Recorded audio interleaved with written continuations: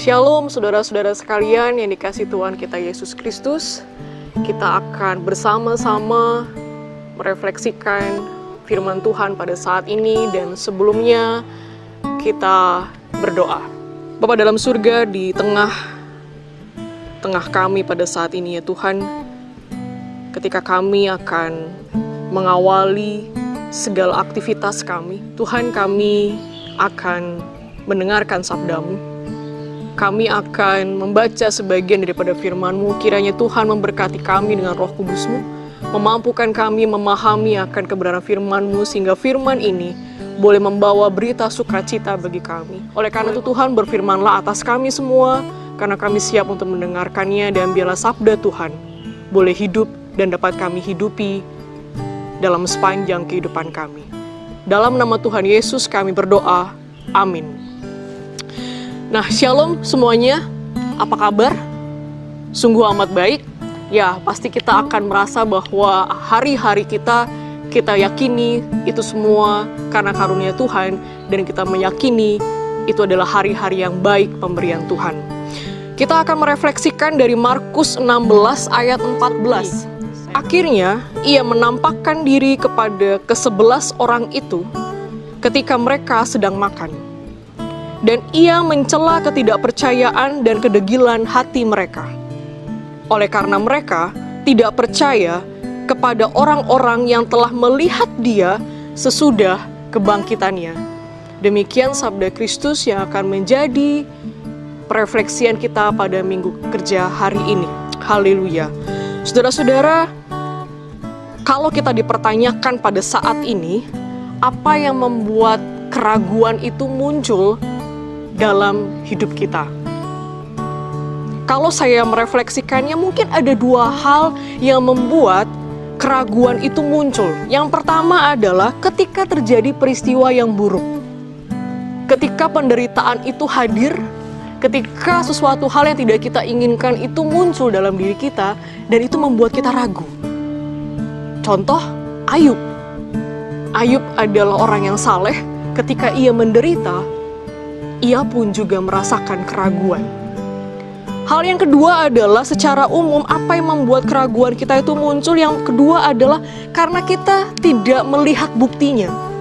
Karena tidak menyaksikan secara langsung apa yang terjadi, tidak mengalami secara langsung, tidak ada bukti yang bisa kita jadikan patokan sebagai dasar. Sehingga ketika orang berkata, itu bisa jadi diragukan. Atau misalnya ketika penelitian yang ada, kita akan bicara mana datanya. Karena kalau tidak, itu akan membuat ragu. Sama halnya dua hal ini yang mencoba saya refleksikan dari Markus 16 ayat 14 tadi.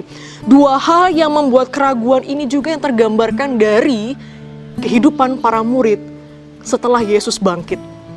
Markus 16 ayat 14 seolah merangkum beberapa penampakan-penampakan yang muncul, dan itu menggambarkan situasi, keadaan, bagaimana para murid yang diliputi keraguan. Nah, saudara-saudara yang dikasihi oleh Tuhan kita Yesus Kristus, bayangkan saja, kita bisa bayangkan saja para murid hidup bersama-sama dengan Yesus. Sebelum Yesus disalib, mati, dan bangkit kembali. Para murid itu ikut dalam karyanya. Para murid bersama-sama dalam segala aktivitas yang Yesus lakukan. Para murid memahami siapa Yesus dan juga memahami firman-Nya. Tapi ternyata ditunjukkan dalam pasal-pasal atau berita-berita Injil setelah kebangkitan Yesus, para murid itu ragu kalau Yesus itu telah bangkit. Sungguh aneh, bukan? Mereka yang biasa hidup bersama dengan Yesus sebelum Yesus mati, tapi mereka sendiri juga merasakan keraguan, ketidakpercayaan bahwa Yesus itu telah bangkit. Para murid tidak percaya karena mereka tidak menyaksikannya. Mereka hanya ketika Yesus Taman Getsemani, mereka melihat. Mereka tidak tahu bagaimana kebangkitan Yesus. Mereka tidak melihat proses itu. Sehingga ketika bahkan Yesus menampakkan kepada beberapa orang, mereka tidak menyaksikannya secara langsung.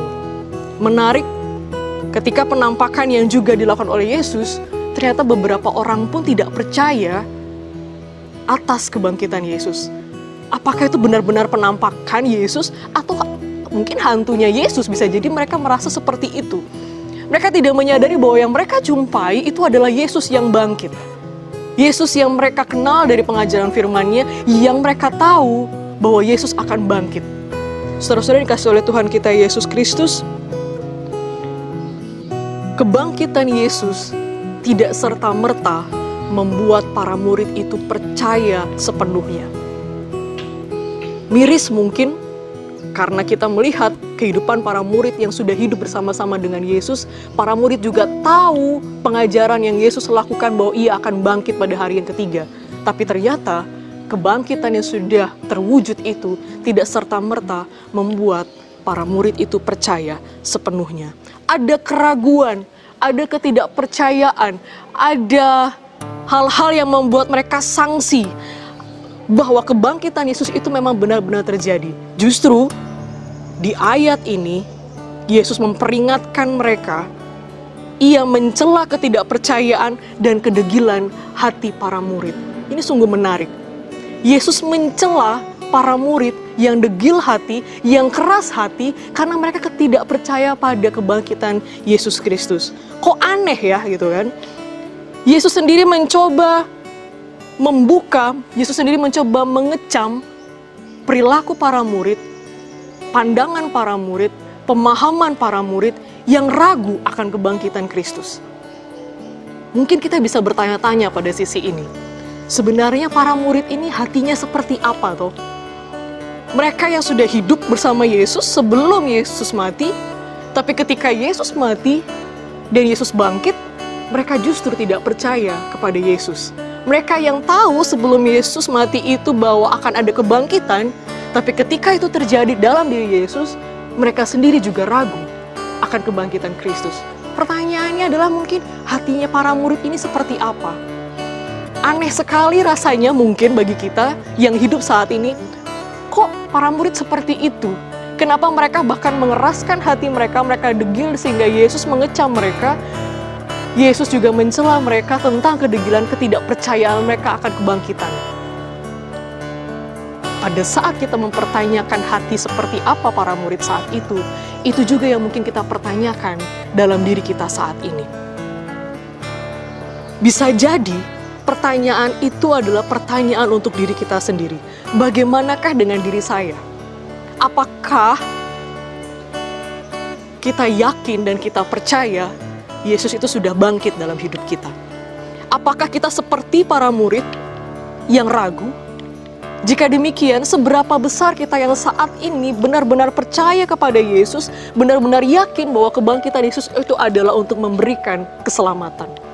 Seberapa besar kita meyakini apakah kita saat ini dilanda kebimbangan, dilanda keraguan, ketika sesuatu hal yang menimpa hidup kita saat ini, kita justru juga memiliki hati seperti para murid saat itu.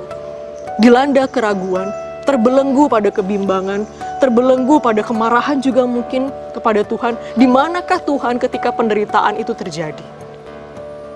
Pertanyaan yang sama juga ketika kita mempertanyakan itu kepada murid, itu juga yang kita pertanyakan dalam diri kita saat ini.